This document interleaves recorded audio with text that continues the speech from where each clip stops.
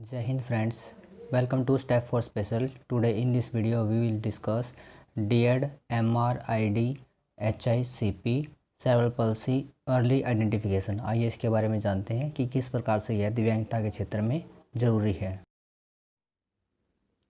आइए अब जानते हैं शीघ्र पहचान अर्ली आइडेंटिफिकेशन। किस सेरेब्रल पल्सी से अफेक्टेड बच्चा है, जो सीपी बच्चा है, उसकी किस प्रकार से हम पहचान कर सकते हैं।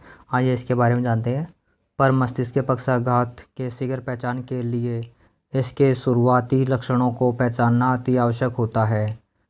जितनी कम उम्र में समस्या की पहचान की जाएगी, उतनी जल्द शीघ्र हस्तक्षेपण सेवा आरंभ की जा सकती है। अतः शीघ्र पहचान का हस्तक्षेपण सेवा प्रारंभ करने से अक्षमता की गंभीरता बढ़ने से रोका जा सकता है। अब यहाँ पर बताया गया है कि जो अर्ली आइडेंटिफिकेशन है, इसकी वजह से जो बच्चे के अंदर अक्षमता की वजह से जो गंभीरता उत्पन्न होती है, जो कि सीवियरिटी उत्पन्न होती है, उसको हम रोक सकते हैं या फिर उसको कम किया जा सकता है। ये यहाँ पर बताया गया है कि जो आइडेंटिफिकेशन है वो इसलिए बच्चे के लिए ज़रूरी होता है।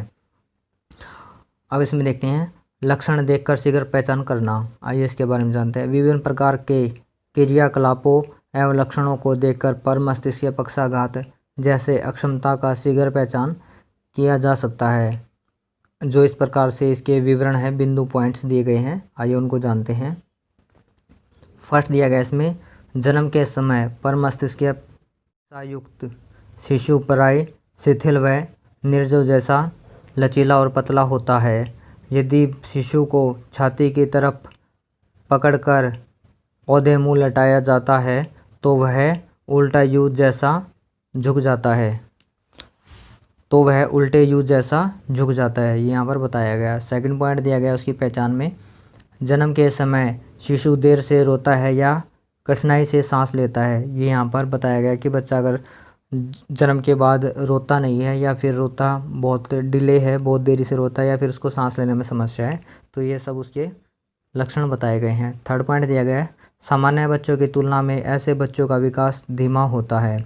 गर्दन नियंत्रण करने एवं बैठने की क्रियाएं सीखने में इन्हें बहुत समय लगता है। अब यहाँ पर बताया गया है कि जो उनका नेक होल्डिंग है बहुत डिले होता है, और भी अन्य जो क्रियाएं हैं जो कि सामान्य बच्चे जल्दी से कर लेते हैं, लेकिन इस प्रकार के बच्चे बहुत देरी से कर पाते हैं। 4 पॉइंट दिया गया है, बच्चा अपने दोनों हाथों को एक साथ नहीं चलाता है, एक समय में एक ही हाथ का प्रयोग करता है अथवा दोनों हाथों को बारी बारी से प्रयोग करता है, अर्थात दोनों हाथों के प्रयोग में समन्वय नहीं होता। अब यहाँ पर बताया गया कि जैसे कि एक नॉर्मल बच्चा दोनों हाथों को एक साथ मूवमेंट करता है, लेकिन सीपी बच्चा होता है वह एक हाथ से एक टाइम में ही मूवमेंट करेगा। जब वह दूसरे हाथ से मूवमेंट करेगा तो पहले वाले हाथ की वो मूवमेंट है वो उसकी बंद हो जाती है।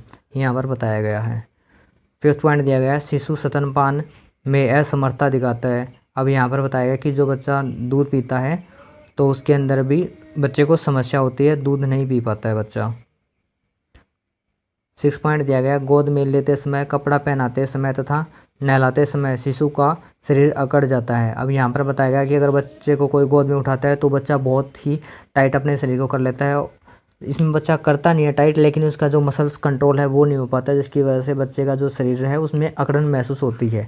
ये हम विशेषकर देख सकते हैं कि बच्चे को जब हम कपड़े पहनाते हैं या फिर नहलाते हैं उस दौरान बच्चे के शरीर में अकड़न बहुत ज़्यादा हम नोटिस कर सकते हैं। 7 पॉइंट दिया गया है, बच्चे का शरीर बहुत लचीला होता है, कि बच्चे का शरीर एक रबड़ की तरह होता है कि अगर वह अपने शरीर को चाहकर भी कंट्रोल नहीं कर पाता है। ये यहाँ पर बताया गया है।